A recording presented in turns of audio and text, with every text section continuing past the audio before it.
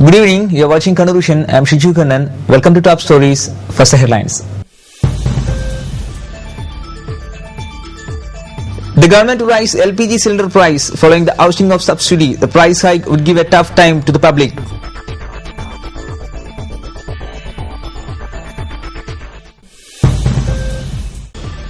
The Kannur municipality takes action against the footpath encroachers.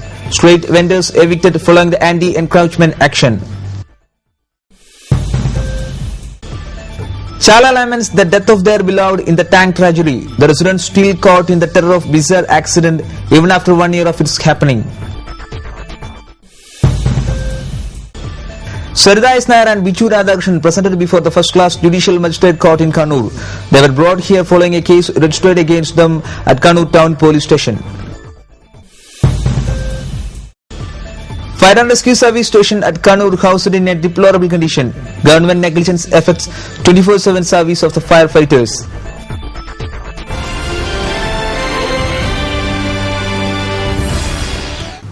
News in detail.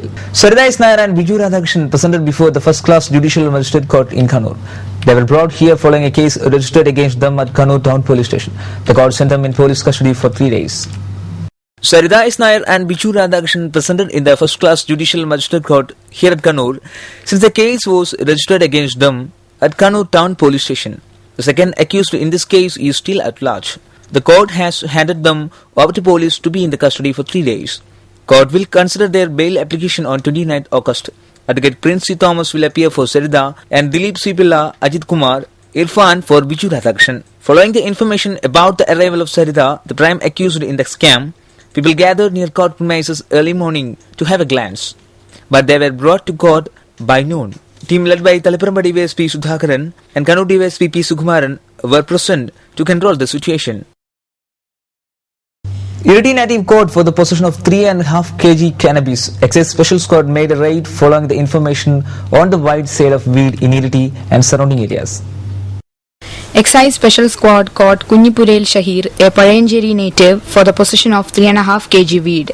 Excise Inspector said that Shahir sells the weed in Iriti and other locations, imported from other states. The squad made the raid following the information on the wide covered sale of weed in Iriti. The devaluation of rupees have made the government to take stringent steps to hike the price of LPG gas cylinder. The oil price rise in international market is also a reason behind the hike that might happen. The public will have to bear the burden. We are about to witness the consequences of the devaluation of rupee. The government is likely to raise the price of LPG cylinder monthly between the range of 10 to 25. The government making a move to hike the price of LPG since the oil price has skyrocketed and the devaluation of rupee against dollar. The government will have to endure 30 crore liability if the situation goes on like this.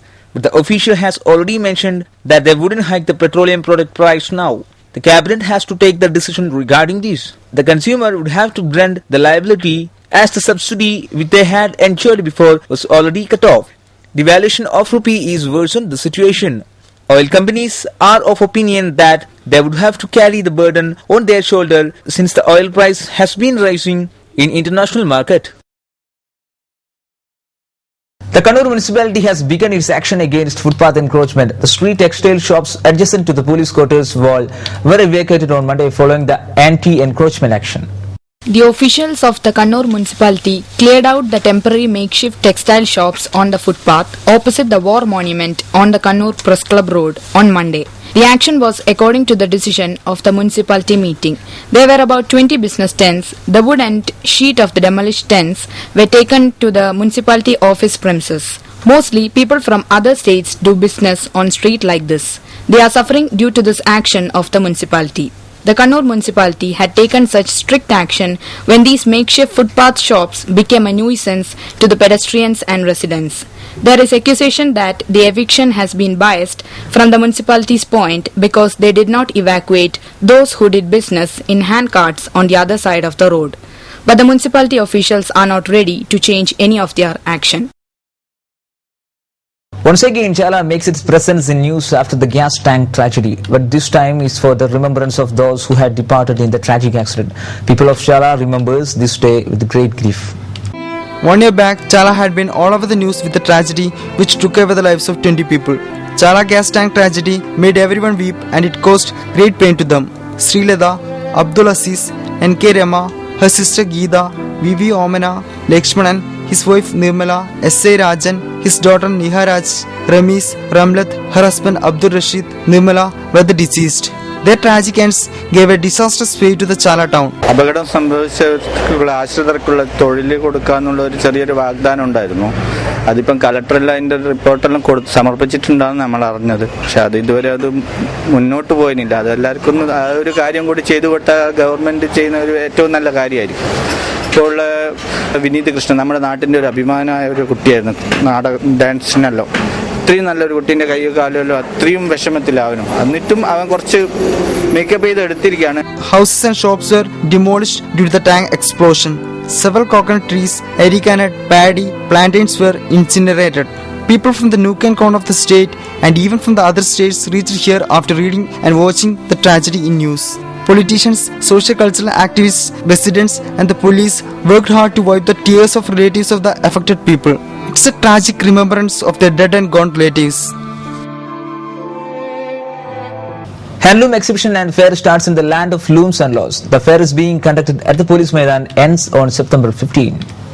Handloom Expo is conducted under the aegis of Kerala Handloom Department, District Industrial Centre and Handloom Development Society. A.P. Abdulkutti MLA inaugurated the expo at the Police Maidan. District Panchayat President Professor Sarala made the first sale. Kannur Municipality Chairperson Roshni Khalid presided over the function. T. O. Mohanan, A.K. Balakrishnan, P. Dinesh, Kanagambran gave the felicitations. District-wise stalls for handloom societies for displaying handloom clothes were arranged here. Owing to the upcoming Onam season, special gift schemes are also arranged apart from the special rebates. A procession was conducted related to the expo.